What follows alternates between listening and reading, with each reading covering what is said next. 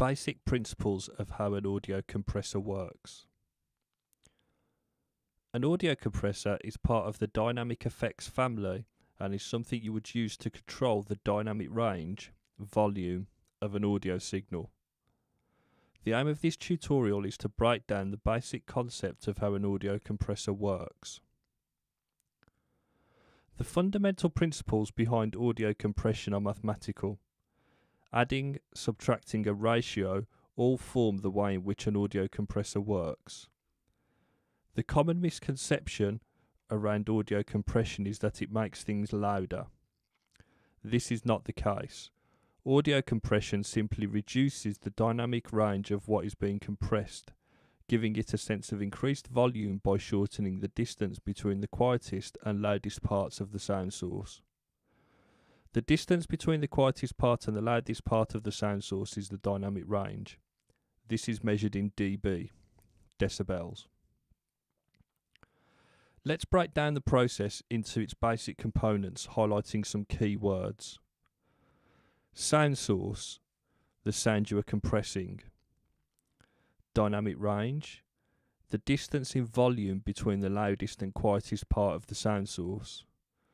Threshold, the point at which an audio compressor works once the sound source exceeds it.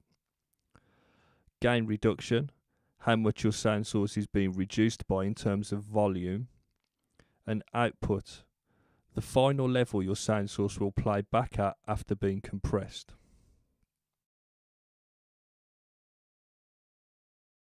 An audio compressor is made up of three main parts, listed here in the order with which sound travels into and through the device. Compressor threshold. This dictates the level at which your compressor will begin to work. Example, if your input is playing at -10 decibels and your threshold is set to -20 decibels, the compressor will activate every time your signal goes above -20 decibels. Gain reduction. This shows the amount in decibels that your signal is being reduced by. Example, if your input is playing at -10 decibels and your gain reduction meter reads -6 decibels, you simply take this amount away from your input level, in this case giving you an output of -16 decibels. Ratio.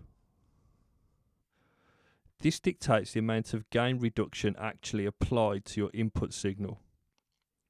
Example, if your input signal is playing at -10 decibels with a threshold of -20 decibels and a ratio of 2:1, you will find that your output signal will be -15 decibels.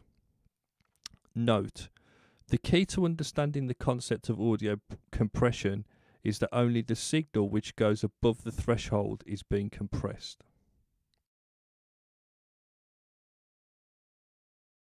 To demonstrate the process of audio compression, I have here an audio file of a drum loop, a level meter for my audio track, my audio compressor, and a level meter for my final output. If I press play and reset my meters, I can see that my input signal is -10 decibels. I've got my ratio set to 2:1. And my gain reduction meter is reading on average -6 decibels. And my compressor threshold is at -20. So following the previous equation, I have a -20 threshold with an audio signal of -10. So the audio signal is playing 10 dB over this threshold here, with a 2:1 ratio that should reduce signal that's over the threshold by half, roughly.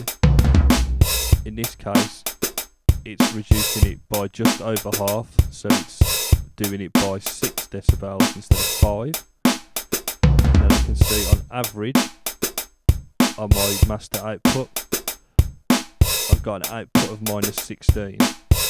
So we have a gain reduction of minus 6. So the signal has gone from minus 10 decibels through the compressor and then come out at minus 16.